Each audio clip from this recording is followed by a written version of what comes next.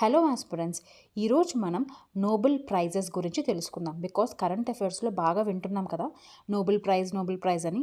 So మనము వాళ్ళ యొక్క నేమ్స్తో పాటు కొంచెం వెనక్కి వెళ్ళి అసలు నోబెల్ ప్రైజెస్ ఎందుకు ఇస్తాము, ఎవరి గురించి ఇస్తున్నాము, దేంట్లో ఇస్తాము, దేనికి ఇవ్వము అని అన్ని విషయాలు తెలుసుకోవాలి. సో ఈ వీడియోలో మనం ఆ డీటెయిల్స్ అన్ని తెలుసుకుందాం. లాస్ట్ వరకు చూడండి. సో నోబెల్ ప్రైజ్ అనేది ఆల్ఫ్రెడ్ నోబెల్ అని ఒక సైంటిస్ట్ యొక్క కోరిక మేరకు మనం ఇస్తున్నాం. అతను ఒక సైంటిస్ట్ అనమాట.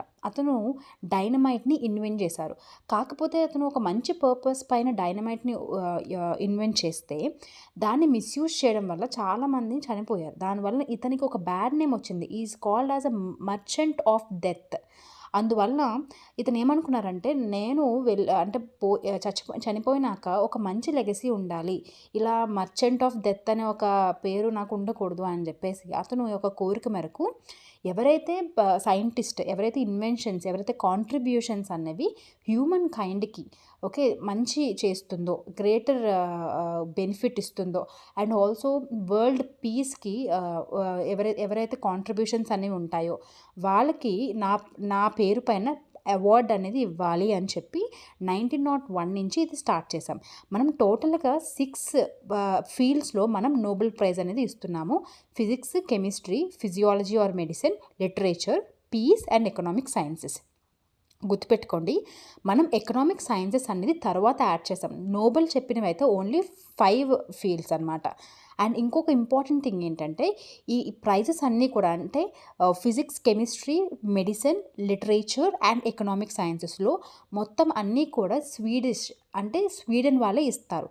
ఎక్సెప్ట్ పీస్ మాత్రం నార్వే వాళ్ళు ఇస్తారు. ఇది గుర్తుపెట్టుకోండి.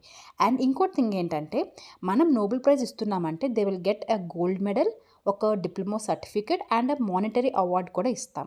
ఇది చనిపోయిన తర్వాత ఇవ్వకూడదు. వాళ్ళు బతుకున్నప్పుడే వాళ్ళ కాంట్రిబ్యూషన్కి మనం నోబెల్ ప్రైజ్ అనేది ఇవ్వాలన్నమాట.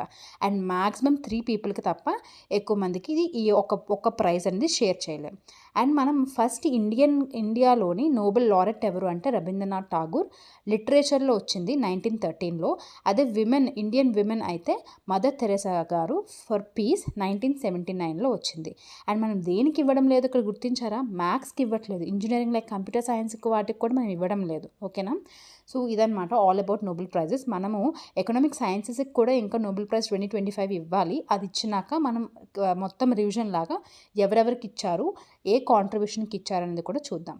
సో ఇదైతే బాగా చూసుకోండి, మంచిగా రివిజన్ చేసుకోండి. అండ్ ఇలాంటి కంటెంట్ గురించి సబ్స్క్రైబ్ మై ఛానల్.